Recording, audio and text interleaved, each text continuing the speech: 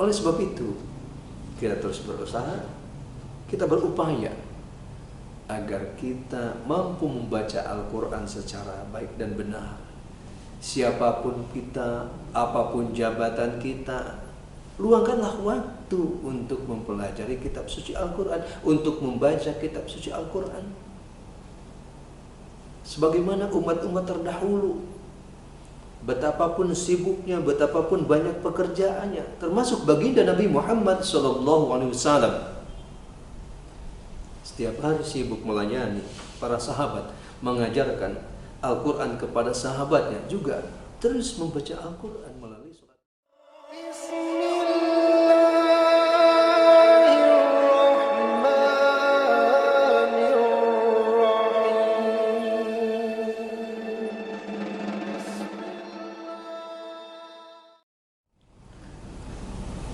Assalamualaikum warahmatullahi wabarakatuh. Alhamdulillah, alhamdulillahi rabbil alamin, wal aqibatu lil muttaqin. Asyhadu an la ilaha illallah wahdahu la syarika lah, wa asyhadu anna Muhammadan abduhu wa rasuluh. Allahumma shalli wa sallim wa barik ala sayyidina Muhammadin wa ala alihi wa sahbihi ajma'in. Amma ba'du. Faqad qala Allah Ta'ala fil Qur'anil Karim, A'udzu billahi minasy syaithanir rajim. Bismillahirrahmanirrahim.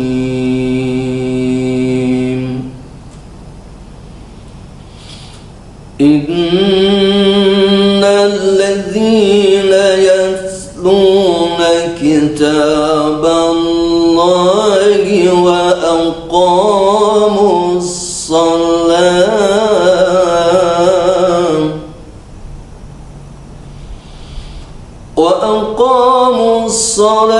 wa anfaqu mimma razaqnahum sirran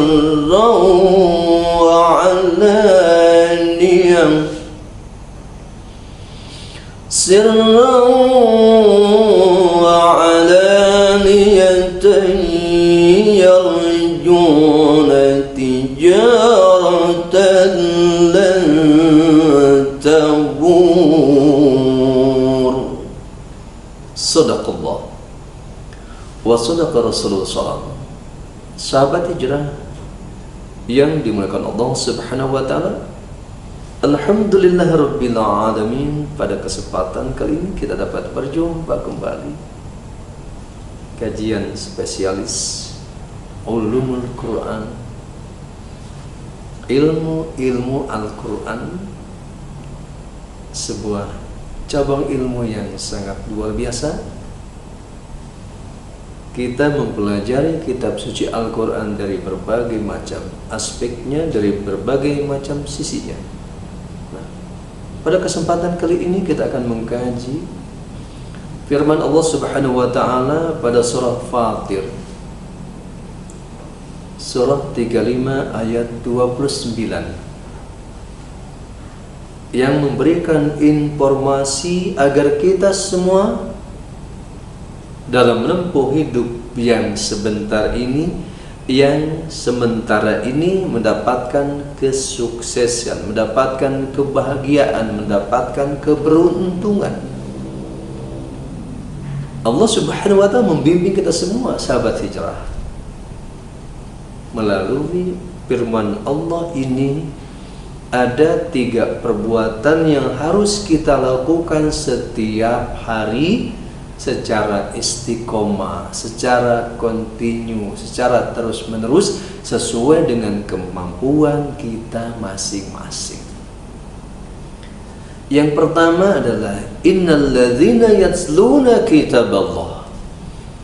Sesungguhnya orang-orang yang selalu membaca kitab Allah, kitab suci Al-Quran, wa aqamus salata, dan melaksanakan ibadah salat, wa anfaqu mimma razaqnahum sirran wa alaniyah, dan selalu mendermakan sebagian hartanya yang Allah berikan kepada kita, baik secara sembunyi-sembunyi maupun secara terang-terangan. Mereka itu adalah mengharapkan perniagaan yang tidak akan merugi selamanya. Dalam ayat ini Allah memberikan informasi kepada kita agar kita sukses, agar kita tidak merugi dalam hidup ini, maka pastikan setiap hari kita mengerjakan 3 perbuatan ini. Yang pertama, yatsluna kitab Allah, yaitu berupaya selalu membaca kitab Allah, kitab suci Al-Quran. Pada ayat ini redaksi yang Allah gunakan yaitu yatsluna kitab Allah, membaca kitab Allah yang disertai dengan bacaan yang baik dan benar, pemahaman yang benar, juga sekaligus mengamalkan pesan-pesan yang disampaikan kitab suci Al-Quran. Yatsluna kitab Allah, tidak memakai redaksi yaqra'una kitab Allah. Walaupun tentunya dengan membaca saja Allah memberikan penghargaan kepada kita, penghargaan yang sangat luar biasa. Sebagaimana telah kita ketahui bahwa ahli Allah di dunia adalah alladzina yaqra'una al-Qur'an, yaitu orang-orang yang selalu membaca kitab suci Al-Quran. Kemudian kata-kata yatsluna kitab Allah adalah doa yang disampaikan oleh Nabi Ibrahim alaihissalam yang lahir sekitar 2166 sebelum Masehi di negeri Kaldan, ya, Irak atau Babilonia saat itu. Nabi Ibrahim memanjatkan doa kepada Allah Subhanahu wa taala yang diabadikan dalam firman Allah Subhanahu, surah Al-Baqarah surah 2 ayat 129, Rabbana wa'as bihim rasulan minhum yatlu 'alaihim ayatika yu'allimul kitab wal hikmata wa zakkihim innaka antal azizul hakim. Sahabat hijrah yang dimuliakan Allah Subhanahu wa taala, ini doa Nabi Ibrahim, ya.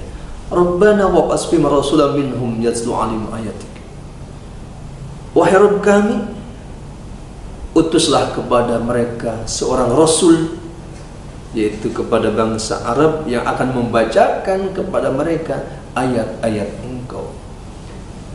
Doa Nabi Ibrahim menggunakan kata-kata yatslu sama dengan yatsluna kitab Allah, agar diutus seorang Rasul yang akan membacakan kepada mereka kitab suci Al-Quran, yang mengajarkan Al-Quran, yang mengajarkan hikmah dan mengantarkan kita menjadi orang-orang yang bersih. Dalam konteks ayat ini kita pun menjadi sebuah renungan buat kita, agar kita, ya, bersungguh-sungguh meluangkan waktu untuk mempelajari kitab suci Al-Quran. Tidak hanya sampai waratil Quran tartila, bacanya bagus, pemahamannya bagus, ya, tetapi belum sampai yatsluna kitab Allah. Khawatir yang terjadi ketika baru sampai waratil Quran tartila, ya, yang terjadi nanti amar ma'ruf nyambi mungkar. Tetapi kalau kita sampai kepada yatsluna kitab Allah, otomatis amar ma'ruf nahi mungkar. Oleh sebab itu kita terus berusaha, kita berupaya agar kita mampu membaca Al-Quran secara baik dan benar. Siapapun kita, apapun jabatan kita, luangkanlah waktu untuk mempelajari kitab suci Al-Quran, untuk membaca kitab suci Al-Quran. Sebagaimana umat-umat terdahulu, betapapun sibuknya, betapapun banyak pekerjaannya, termasuk baginda Nabi Muhammad SAW, setiap hari sibuk melayani para sahabat, mengajarkan Al-Quran kepada sahabatnya, juga terus membaca Al-Quran melalui sholat malamnya. Demikian juga Khalifah Abu Bakar Siddiq, Umar bin Khattab, Utsman bin Affan, Ali bin Abi Thalib dan sahabat yang lainnya, walaupun banyak kesibukan tetapi selalu meluangkan waktu untuk membaca kitab suci Al-Quran. Termasuk ulama-ulama kita Indonesia, ulama Al-Qurannya. Sebagai contoh, kiai yang mempunyai pondok pesantren Al-Quran pertama yaitu kiai dari Krapyak. Ini sangat luar biasa.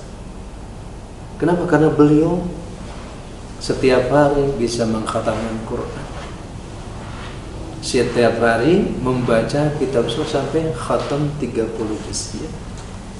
Kiai Munawir, Mbak Munawir, Krapyak, Yogyakarta, seorang ulama besar di bidang Al-Quran Karim, memberikan contoh buat kita, walaupun tentunya kembali kepada kita masing-masing sesuai dengan kemampuan kita masing-masing. Yang penting setiap hari ada bacaan Al-Quran yang kita baca. Ya, mampunya sehari 3 lembar ya 3 lembar, mampu sehari 5 lembar 5 lembar, mampu sehari 10 lembar ya sangat bagus sekali tentunya. Yang penting kita meluangkan waktu untuk membaca kitab suci Al-Quran. Karena dengan membaca kitab suci Al-Quran dengan pemahaman yang baik dan benar, tentunya kita dapat menyerap pesan-pesan yang disampaikan kitab suci Al-Quran, yang intinya ternyata semua kehidupan yang dilalui oleh manusia, baik umat terdahulu maupun sekarang maupun yang akan datang, semua sudah tertulis di dalam kitab suci Al-Quran. Sehingga hidup kita itu adalah pencocokan, tentunya pencocokan dengan para nabi dan rasul, ya, para sahabat, ya, kemudian para alim ulama, para aulia Allah, kekasih-kekasih Allah Subhanahu wa Ta'ala. Kita mencocokkan diri kita. Nah, kemudian yang kedua adalah wa aqamus shalah, melaksanakan sholat, baik sholat wajib maupun sholat-sholat sunnahnya. Kita maksimalkan baik kualitas maupun kuantitasnya. Kalau sholat wajib kan sudah jelas sahabat hijrah, ya, subuh 2 rakaat, zuhur 4 rakaat, asar 4 rakaat, maghrib 3 rakaat, dan isya 4 rakaat. Sementara sholat sunnah lainnya kan tidak terbatas, ya, termasuk sholat sunnah mutlak, kapan saja, berapa saja, ya kita maksimalkan. Kenapa? Karena dengan ibadah sholat itu otomatis, ya, di samping kita melaksanakan perintah Allah Subhanahu wa Ta'ala, juga dengan sholat itu, ya, hati kita menjadi tenang, ya. Karena sudah satu paket di dalam melaksanakan ibadah sholat, otomatis yang dibacanya adalah kitab suci Al-Quran. Dan tentunya sholat juga yang kita laksanakan, kita lakukan, kita berupaya, standarnya adalah yatsluna kitab Allah. Jadi sholatnya bukan hanya ikut-ikutan, bukan hanya sholat-sholatan, tetapi mempunyai kualitas yang baik. Bahkan Rasulullah SAW memberikan informasi kepada kita, ya. Zu'ilat qurratu 'aini bis sholat, kata Rasulullah, aku mencapai puncak ketenangan jiwaku dengan ibadah sholat. Oleh sebab itu tentunya, ya, setiap kita punya problem, setiap kita punya masalah. Nah, salah satu untuk menyelesaikan masalah kita dengan ibadah sholat 2 rakaat, 4 rakaat. Setelah itu kita mohon kepada Allah Subhanahu wa Ta'ala supaya setiap masalah-masalah yang kita hadapi, Allah memberikan jalan keluarnya, Allah memberikan solusinya. Maka sholatlah sebanyak mungkin sesuai dengan kemampuan kita masing-masing. Tetapi yang perlu kita perhatikan adalah sholat yang kita lakukan adalah sholat yang sesuai dengan rukunnya, ya, syarat-syaratnya, ya, agar ibadah sholat kita benar-benar menjadi ibadah-ibadah yang diterima di sisi Allah Subhanahu wa Ta'ala. Kemudian wa anfaqu mimma razaqnahum sirran wa alaniyah, yaitu mendermakan sebagian harta yang Allah berikan kepada kita, baik secara sembunyi-sembunyi maupun terang-terangan. Berarti kita pun melatih diri kita, ya, membaca Quran setiap hari, ya, melaksanakan sholat setiap harinya, kita pun mendermakan harta yang kita miliki juga setiap hari sesuai dengan kemampuan kita masing-masing. Berapapun jumlahnya ya, yang penting kita membiasakan diri untuk mendermakan harta yang Allah berikan kepada kita. Dengan 3 perbuatan ini kalau kita isi setiap hari, maka mengantarkan kita mendapatkan perniagaan yang tidak akan merugi selamanya. Dan termasuk salah satunya dengan membaca Al-Quran. Di samping diberikan jaminan, kita mendapatkan ketenangan hati kita, ketentraman hati kita, juga mendapatkan pahala yang banyak, menjadi penerang di alam kubur, juga menjadi syafaat yaumul qiyamah. Juga dengan ibadah sholat yang kita lakukan dengan secara baik, maka akan mengantarkan ketika diperiksa oleh para malaikat kelak di yaumul qiyamah nanti, sholat kita rapih, maka semua amal juga akan rapih. Dan ketika kita mendermakan harta kita, kita pun selalu ingat bahwa setiap hari turun 2 malaikat yang mendoakan penduduk bumi ini. Yang pertama berdoa, Allahumma a'ti munfiqan khalafa, wa qala Allahumma a'ti munsika talafa. Ya Allah, berikanlah kepada orang yang bersedekah itu pengganti. Pahalanya tetap mengalir. Juga harta yang kita dermakan pasti akan diganti. Kadang digantinya itu tidak berhari-hari, berminggu, kadang hari itu juga Allah ganti. Dan tentunya gantinya berlipat ganda. Kita harus yakin bahwa doa malaikat pasti dikabulkan Allah Subhanahu wa Ta'ala. Berbeda dengan doa kita, ya. Kadang dikabulkan, kadang tidak. Walaupun sebenarnya itu dikabulkan, tetapi Allah Maha mengetahui. Tetapi yang pasti doa malaikat adalah dikabulkan. Oleh sebab itu tentunya jangan ragu-ragu lagi, kita keluarkan berapapun ya, yang kita punya ya, setelah kita bisa menutupi kehidupan kita, mencukupi untuk kehidupan keluarga kita ya, kita pun berusaha mendermakan sebagian harta untuk ibadah kepada Allah SWT, menolong orang-orang yang tidak mampu, menolong orang-orang yang membutuhkannya. Sahabat hijrah yang dimuliakan Allah Subhanahu wa Ta'ala, mari kita renungkan ya, surah Fatir surah 35 ayat 29 ini menjadi pijakan, menjadi acuan dalam hidup kita, sehingga kita di dalam hidup sementara di dunia ini mendapatkan perniagaan yang tidak akan merugi, mendapatkan kesuksesan, dan tentunya kelak di akhirat kita pun akan mendapatkan balasan dari Allah Subhanahu wa Ta'ala. Dengan melaksanakan 3 perbuatan ini, insya Allah mendapatkan jaminan ampunan Allah, ya rahmatnya, dan kelak dimasukkan ke dalam surga, serta mendapatkan keridhaan Allah Subhanahu wa Ta'ala. Mudah-mudahan kita semua sahabat hijrah dapat memahami, dapat mengamalkan ayat ini dalam kehidupan kita sehari-hari. Terima kasih. Wassalamualaikum warahmatullahi wabarakatuh.